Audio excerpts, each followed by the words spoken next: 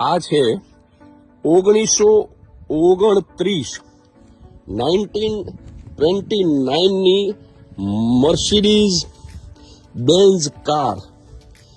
એના માલિક પાસેથી મને જાણવા મળ્યું કે આખા વિશ્વમાં અત્યારે આવી 5 જ ગાડી છે અને 5 માંથી 2 ગાડી તો બંધ છે. 3 જ ગાડી જે ચાલુ હાલતમાં છે. એમાં એક બ્રિટનના મહારાણી એલિઝાબેથ ઉનાળામાં એમને રહેવા માટે જે મહેલ બનાવ્યો હતો વિન્ડસર કેસલ ત્યાં રાખે છે, અને બીજી કાર અબુધાબીના પ્રિન્સ પાસે છે.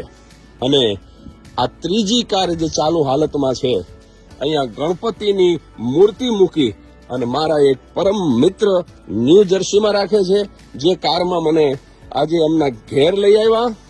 અને આ કાર વેચવાની નથી, પણ છતાં જો કોઈને લેવી હોય બહુ સસ્તી છે.